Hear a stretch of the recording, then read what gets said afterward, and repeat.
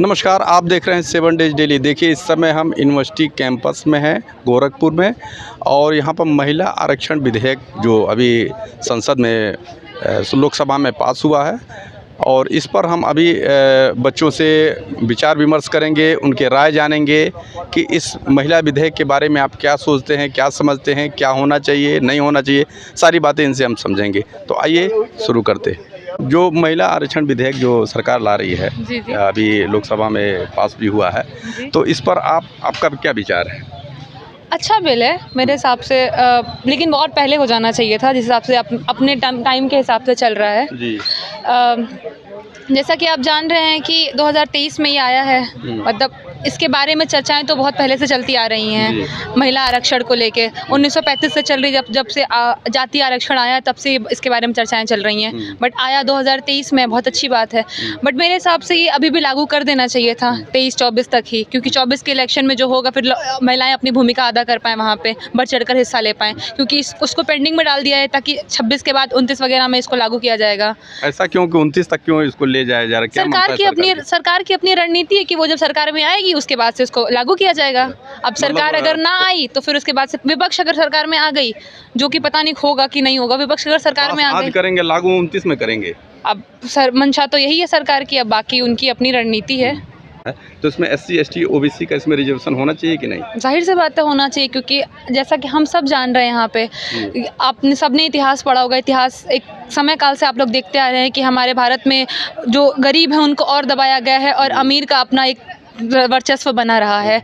तो उन लोगों को भी उठा के हमारे बराबर रखना ही हमारे देश की अर्थव्यवस्था को बेहतर बना सकती है। हमारा देश, आपने बहुत देखा हो कि जापान हमारे बाद आज़ाद हुआ, और भी देश है जो हमारे बाद आज़ाद हुए, लेकिन आज वो कितनी प्रगति पे है? क्यों है? क्योंकि वहाँ के हर एक बंदा को एजुकेशन मिली है अपने, मतलब चाहे वो जाति धर्म के आधार पर कोई बटा हुआ नहीं है। वहाँ पे धार्मिक मान्यताओं को लेके या धर्म को लेके बवाल नहीं होते हैं। वहाँ पे प्रगति की बात होती है और आगे बढ़ने की बात होती है। तो वो देश देखिए कितना आगे आज हमसे है। भारत में किस चीज़ की कमी है? हम सबको पता है भारत में मेहनती लोगों की कमी नहीं है। भारत में मिनरल्स हैं, हर चीज़ है, हर प्रकार का मौसम है। भारत में किस चीज़ की कमी है? भारत सबसे संपन्न देश है पूरे विश्व का, फिर क्यों इतना पीछे है ये? आप सब जान रहे हैं भारत में ठंडी गर्मी, बारिश, झरना, पहाड़, नदियाँ, हर चीज़ तो सब कुछ अवेलेबल है, फिर इतने पीछे देश क्यों? सवाल तो ये खड़ा होता है ना यहाँ पे। आपने 75 साल उन्होंने शासन किया, 9 साल उन्होंने शासन किया, सबका शासनकाल एक रहा, भारत क्यों पीछे रह गया? कुछ इसका ये जवाब कौन देगा हमें? यही लोग देंगे ना जो पीछे, अभी जो लोग पीछे, इसी वजह से भारत पीछे है। अगर हर इंसान बराबर पे इक्वल पर है, जबकि एक पर्टिकुलर इनकम हो, सब एक अच्छे लेवल पे उनको पैसे मिले, अपनी रोज़मर्रा की ज़िंदगी में वो लोग बेहतर ज़िंदगी जिएं, भूखा ना सोए गरीब, तो इसी से भारत आगे बढ़ेगा ना। यही तो भारत की प्रगति का कारण बन सकता है, जब समानता की बात हो। अब जाति के आधार पर बांटेंगे, धर्म के आधार पर बांटेंगे, क्या ही हमारा देश आगे बढ़ पाएगा? तो जो वंचित शोषित वर्ग समाज है उनको भी तो आगे आना चाहिए, उनको भी तो बराबर का दर्जा मिलना चाहिए। हाँ, तो उनको भी सरकार को आगे बढ़ाना चाहिए। तो सरकार ही की तो गलती है, सरकार में ही तो, इसीलिए मेरा मानना ये है गया वो पीछे ही चला गया, वो और गिरता जा रहा है, और जो ऊपर है वो ऊपर जाता जा रहा है। तो इसी के लिए तो हमारी अपनी एक पॉइंट ऑफ व्यू है कि सरकार को चाहिए कि वो लोगों को आगे बढ़ाए। जो गिरे पड़े लोग हैं, आप लोग को, कुछ लोग कहते हैं कि आरक्षण नहीं मिलना चाहिए। क्यों नहीं मिलना चाहिए आरक्षण? बिल्कुल मिलना चाहिए। हम जर्नल है, लेकिन हम चाहते हैं कि अनुसूचित जातियों को आरक्षण मिले। क्यों ना मिले भाई? उनको दबाया गया है, उनके साथ बहुत शोषण किया गया। उनके साथ शोषण अंग्रेज़ों ने भी किया है, ज़मींदारों ने भी किया है, नवाबों में ने भी किया है। उसके बाद आज के टाइम में भी बड़े बड़े जो जाति वर्ग के लोग हैं वो भी करते हैं। आज आपने बहुत सी न्यूज़ देखी होगी, लोग, बहुत सी चीज़ें ऐसी होती हैं समाज में। तो इसके लिए जाहिर सी बात है उन्हें आरक्षण मिलना चाहिए, और उनको आगे बढ़ाने के लिए सरकार को काम करने चाहिए। होना चाहिए कि इस दायरे में कोई दूसरा नहीं आ सकता, सिर्फ आप ही आ सकते हैं। ज़रूरी है, क्योंकि देखिए आरक्षण, देखिए जनरल्स के लिए भी आया है, EWS वगैरह के बारे में आप सब भी जान रहे हैं, उनके लिए भी आया है। तो उनके लिए भी तो ज़रूरी है। जनरल को आरक्षण की ज़रूरत थी, ठीक है, हम मान रहे हैं कि जनरलों की स्थिति गिरती जा रही है, मतलब गिरती क्या जा रही है, बराबर पे आती जा रही है, तो उनको वो चीज़ बर्दाश्त नहीं होती है। जाहिर सी बात है, अगर हमारे नीचे गिरे के साथ किसी को बैठा दे तो बहुत लोग नहीं बर्दाश्त करेंगे। बहुत लोग अभी आज के पढ़े लिखे जो लोग हैं उनको कोई दिक्कत नहीं है, बट जो पुरानी सोच के लोग हैं, पुरानी ठाकुर नवाब जो लोग होते हैं एक टाइप के, उस टाइप के लोग हैं, उनको नहीं बर्दाश्त होता कि आप किसी भी राह चलते हैं उनको बैठा दिया जाए, उनके साथ खाना खिला दिया जाए। आज के टाइम में भी चीज़ें पुरुषवादी सोच अभी भी हावी है। पुरुषवादी सोच भी है, उच्च जाति सोच भी है। जातियों के टाइम पे भी होना चाहिए और महिलाओं को भी आगे बढ़ के आवाज़ उठानी चाहिए इस चीज़ को लेके। अभी तो चल ही रहा है, बट देखते हैं आने वाले टाइम पे और आरक्षण मिले, या 50% का भी बवाल हुआ है कि 50-50 मिलना चाहिए, औरतों को 50, आदमियों को 50 बराबरी का, क्योंकि संख्या भी तो बराबर है, जितने आदमी हैं उतने भी तो औरत हैं। कमी किस चीज़ की, बुद्धि भी उतनी है, उनसे ज़्यादा है ऑफकोर्स, और हर चीज़ में आगे हैं। मिलिट्री में ले लीजिए आप, किसी भी फील्ड में ले लीजिए, औरतें कहीं पीछे नहीं है। थोड़ा और मौका मिलना चाहिए उनको आगे बढ़ाने के लिए। सरकार को भी ज़रूरत होनी चाहिए और औरतों को खुद आगे बढ़ना चाहिए, क्योंकि ये जो सामाजिक बंधन है ना, इससे निकल के उनको आगे बढ़ना चाहिए, क्योंकि घर वाले भी रोकते हैं, परिवार वाले भी रोकते हैं, उनसे थोड़ा आगे निकल कर उनको अपने बारे में सोचना चाहिए। अच्छा, सरकार आरक्षण, महिला आरक्षण देने की प्रयास कर रही है, लेकिन अभी यहाँ पे आप देखें, यहाँ प्रेजेंट की बात करें, देखिए तमाम लड़कियाँ हैं, ये महिला आरक्षण में कोई बोलना नहीं चाहता है। तो ये सोच, ये यूनिवर्सिटी के बच्चे हैं, इन लोग की सोच, ये संकुचित सोच है।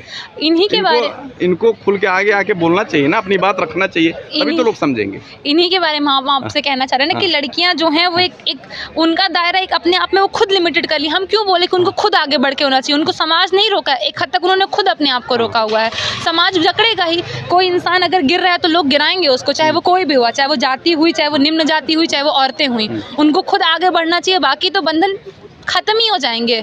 वो उनको खुद आगे बढ़ना चाहिए। अब ये लोग क्यों नहीं बोल रहे, उस पर तो हम नहीं बोल पाएंगे। हम अपना बोल रहे तो हम बता सकते हैं। उदाहरण हमने आपको दिया है, यहाँ पर उदाहरण हम खुद आपको दे रहे हैं। हम आपको क्यों बोले कि लोग खुद आगे बढ़ना चाहिए, इसीलिए बढ़ना चाहिए ना कि समाज में उनको रोकने के लिए बहुत से लोग हैं, वो खुद समाज में अपने आप को रोकने के कारण बढ़ेंगे तो कोई उनको बढ़ा भी नहीं पाएगा, जाहिर सी बात है। ठीक, धन्यवाद। महिला आरक्षण विधेयक जो अभी सरकार जो ला रही है, अभी लोकसभा में पास हुआ है, इस पर आप क्या कहना चाहेंगे, क्या विचार हैं आप?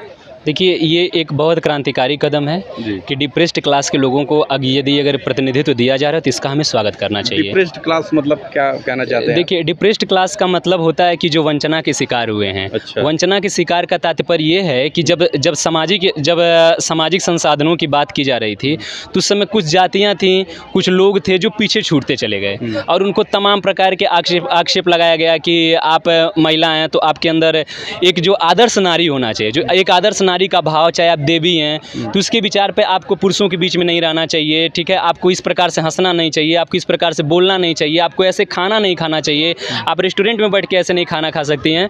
तो इस प्रकार से तमाम बंधन है। हाँ, जो तमाम बंधन है, जितना आप सोच सकते हैं, जितना आप सोच लीजिए, जितना बंधन है उसी के आधार पर जिनको पीछे कर दिया गया वही डिप्रेस्ड क्लास है।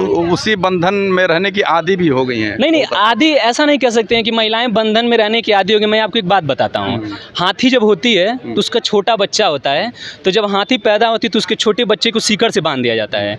ठीक है, और सीकड़ से बांध दिया जाता है तो जब हाथी का बच्चा बार बार प्रयास करता है कि मैं सीकड़ को तोड़ दूँ, लेकिन तोड़ नहीं पाता है और उसको आदत बन जाती है। और जब बड़ा होता है तो फिर उस सीकड़ को चाहता तो तोड़ देता है, लेकिन फिर भी तोड़ नहीं पाता है। क्यों? क्योंकि इसके दिमाग में घुस गया है कि मुझे इस सीकड़ को नहीं तोड़ना है, इस भाले के माध्यम से मुझे नियंत्रित होना है। वैसे आप सोचिए, हाथी, मैं महिलाओं को किसी की तुलना नहीं कर रहा हूँ, हाथी होती से ऐसा तुलना नहीं कर रहा हूँ, लेकिन वही महिलाएं हैं, इनके पास बड़ी शक्ति है ना, और इनके शक्ति को पहचान नहीं पाया। हाँ, अपने को यह भूल गया है, आती इस पर मुझे दया है, यह सिंह का जना हुआ है किंतु सियार यह बना हुआ है ना। तो यही चीज़ है महिलाओं के साथ, और इस बेस पर महिलाओं को ये भी नहीं है कि बहुत जगाना पड़ेगा, बस आप थोड़ा सा ढील दे दीजिए। जो महिला आपको पति होने के नाते आपको ऑफिस भेज सकती है, फिर उस रूम की सफाई कर सकती है, फिर बच्चे को क ख ग पढ़ा सकती है, सबसे पहले वही न सिखाती है कि बाबू हई मामा हमें, हई पापा हमें, हई चाचा हमें। पहली गुरु तो वही है। पहली गुरु तो वही है, बाबू हई तीत बा। जब बच्चा भी डरता है ना, जब छोटा बच्चा हो तो डरता है, तो सबसे पहले माँ के पास भागता है कि मेरी माँ मुझे बचाएगी। ठीक है, तो इतनी बड़ी इनकी शक्ति है, और इसमें हम कोई एहसान नहीं कर रहे हैं, बल्कि पुरुषों की शर्म आनी चाहिए सोच करके कि आज तक हम इस बात पे बड़े अपने आप को गौरवान्वित महसूस कर रहे हैं कि हम महिलाओं को रिजर्वेशन देने जा रहे हैं। ये ऐसा बिल्कुल नहीं सोचना चाहिए, बल्कि हमें आगे बढ़कर ये कहना चाहिए, हाँ, इसमें जो राजनीति हो रही है वो अलग की बात है कि भाई अपनी पत्नी को न्याय न देने वाला, ठीक है, महिलाओं पे जब मणिपुर में घटना हुई तो उस पर ना बोलने वाला, और बोले भी तो कह रहे हैं कि मुझे गुस्सा है। शोधन की अगर बात है तो देखिए, सबका अपना अपना परिवेश होता है। अर्बन समाज में रहने वाली महिला और ग्रामीण सुदूर ग्रामीण समाज की एक आदिवासी महिला, दोनों की सोच, रहन सहन, खान पान में अंतर होगा, दोनों के पुरुषों से बोलने में अंतर होगा। तो उसके बेस पे भी आपको काम करना चाहिए। आपको वोट लेना है तो आप कह दीजिए कि 50% हम महिलाओं का आरक्षण दे रहे हैं, लेकिन बंगाल में जाइए कहिए दीदी ओ दीदी। महिला विधेयक पे जो अभी संसद में आया है और इसको लागू होने की अभी प्रक्रिया चल रही है, तो इस पर क्या विचार है, आप क्या कहना चाहते हैं? बहुत ही क्रांतिकारी ये कदम है।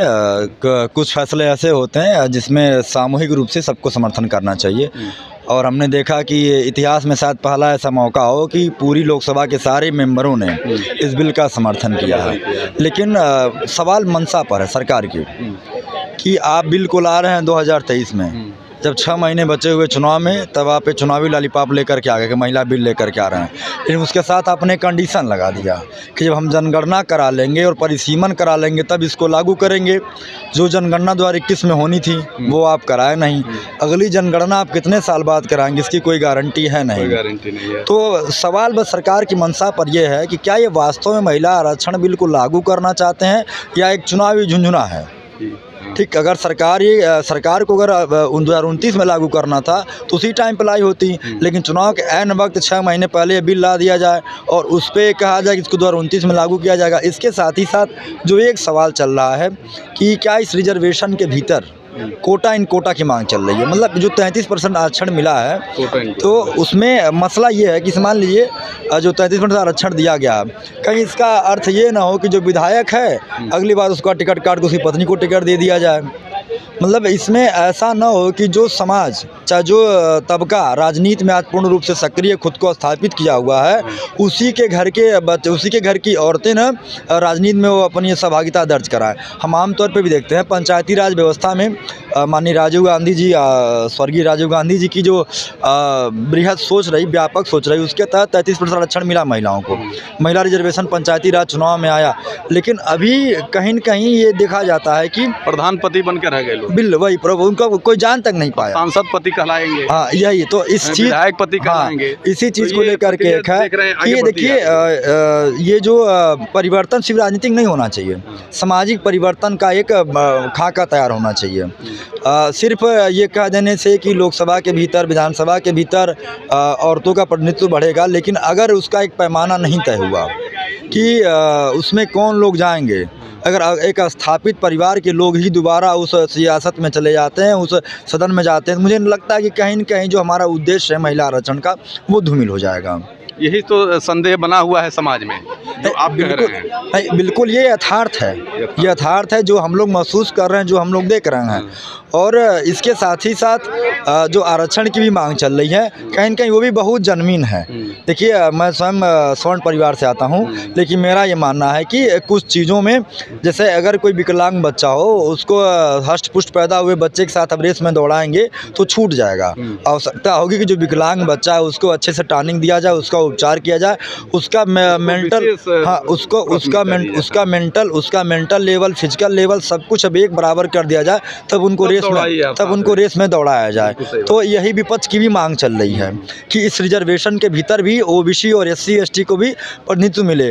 जिस प्रकार से आपने जनरल कैटेगरी को EWS दिया, जिसका फ़ायदा हम सब उठाते हैं, सवर्ण कैटेगरी के लोग उठा रहे हैं, वैसे ही उसके भीतर भी कुछ ऐसे प्रावधान हो कि उसमें, और ये सिर्फ इसलिए हो कि हम ये नहीं कर जातिगत समर्थन है, इसका मांग हम इसलिए करते हैं क्योंकि जो स्थापित लोग हैं, उन्हीं की पत्नियाँ, उन्हीं के घर की औरतें, उन्हीं के घर की नौकरानियाँ उस जगह पर स्थापित ना हो। एक ऐसा तबका जो राजनीति से काफ़ी दूर हो, उसके अंदर ये संभावना पैदा हो कि मैं भी चूल्हा चौका करके भी देश के सदन में जा सकती हूँ, विधानसभा में जा सकती हूँ, पार्लियामेंट में जा सकती हूँ। कुछ ऐसी व्यवस्था सरकार को सुनिश्चित करनी होगी। पूरे विपक्ष की एक तरीके से सराहना करने की आवश्यकता है कि सरकार द्वारा लाए गए बिल को 100% समर्थन के साथ पास कराया गया, लेकिन सरकार अब कहीं न कहीं बैकफुट पे दिख रही है। सरकार को तो ये लगा था कि विपक्ष विरोध करेगा, विपक्ष ने विरोध किया नहीं, तो फायर बैक हो गया बीजेपी के लिए। अब बीजेपी क्या कर रही है किसको हम लाएंगे, लेकिन परिसीमन जनगणना करा लेने की बात कराएंगे। पहली बात तो जनगणना का नियम था कि हर 10 साल जनगणना होनी चाहिए, आपने जनगणना नहीं कराया। ठीक। और कांग्रेस पार्टी के वरिष्ठ नेता और हम सब के नेता राहुल गांधी जी लगातार ये मांग कर रहे हैं कि जनगणना के साथ साथ जातिवार जनगणना भी कराई जाए, जिससे मालूम तो चले ना कि इस देश का कौन सा ऐसा तबका जो आज भी मुख्य धारा से दूर है। इस विषय में राहुल गांधी जी लगातार कर रहे हैं। इसके साथ इंडिया गठबंधन के तमाम नेता हैं जो ये कह रहे हैं कि इसमें जातिवार जनगणना करा करके और जिस तरीके से रिजर्वेशन का rule SC ST OBC minority को दिया जा रहा है उसी प्रकार से 33% आरक्षण में भी दिया जाए। और हम सब इसका पुरजोर समर्थन करते हैं और हम सरकार से आग्रह और अपील करते हैं कि आपने ऐसे हिला हवाली किया है, आप 9 साल से सत्ता में थे, बस प्योर फुल मेजॉरिटी थी, लेकिन आपने चुनावी जुमला फेंका है 2024 के लिए, लेकिन इसको जुमला न बनाइए। आपने तमाम वादे थे जिसको जुमला बना दिया। 15 लाख खाते में आए, 2 करोड़ रोजगार का जुमला आपने बना दिया, स्मार्ट सिटी का जुमला बना दिया, तो तमाम तरह की चीज़ें आपने जुमला बना दिया। लेकिन कम से कम महिलाओं की अस्मिता का जो सवाल है, जहाँ उनकी गरिमा का सवाल है, उसको आप मजाक न बनाइए, उसे धरातल पर उतारिए। तो हम तो चाहेंगे 2024 के चुनाव में ही आप इसको लागू करिए। 29 का इंतजार नहीं करना हमको। अब महिलाओं को आगे बढ़ाना, हम 10 साल बाद क्यों आगे बढ़ाएंगे? अगर हमारे घर कोई बच्चा भूखा है तो उसको हम 10 दिन बाद खाना क्यों देंगे? हम उसको आज ही खाना देंगे, वो आज ही खाए, आज ही जवान हो जाए, आज ही हष्ट पुष्ट हो जाए। तो ऐसे अगर महिलाओं के प्रति आपका सम्मान है, हालांकि दिखावा ही है, आपने अपनी पत्नी का सम्मान नहीं किया, आपने अपनी माँ का सम्मान नहीं किया, आपने मणिपुर हिंसा में जिन महिलाओं को नंगा परेड कराया गया, आपने कहा कि मुझको गुस्सा आ रहा है। आपको गुस्सा नहीं आना चाहिए था, आपको 2 काम करना चाहिए था, या तो नैतिकता बस आप इस्तीफा दे दिए होते, चाहे फिर उन दरिंदों के खिलाफ उनको फांसी पे चढ़ाए होते आप। लेकिन आज मणिपुर पिछले 3 महीनों से जल रहा है, नूह में हिंसा हुई, देश के तमाम कोनों में आज हिंसा की आग भड़की हुई है, जिसमें महिलाएं, पुरुष, हर समाज वर्ग के लोग जल रहे हैं, झुलस रहे हैं। लेकिन सरकार को मेकअप करके अपना चेहरा चमकाने का मौका के अलावा कोई काम नहीं है। तो एक बार पुनः आपके चैनल के माध्यम से सरकार से हमारी गुजारिश रहेगी, आम नागरिक के तौर पर गुजारिश रहेगी कि जो महिला आरक्षण बिल आया है, इसे सिर्फ जुमलाबाजी और लॉलीपॉप और चुनावी झुंझुना न समझाया जाए, इसे 2024 के चुनाव में ही लागू कर दिया जाए। क्या परिचय आपका? जी, मेरा नाम योगेश प्रताप सिंह है, मैं कांग्रेस के स्टूडेंट विंग का प्रदेश उपाध्यक्ष हूँ। महिला विधेयक जो आया हुआ संसद में, तो इस पर क्या कहना चाहेंगे, क्या विचार है आपके? स्वागत योग्य कदम है, लेकिन यह बिल पहले भी पंचायती राज के माध्यम से आदरणीय स्वर्गीय राजीव गांधी जी भी ला चुके हैं।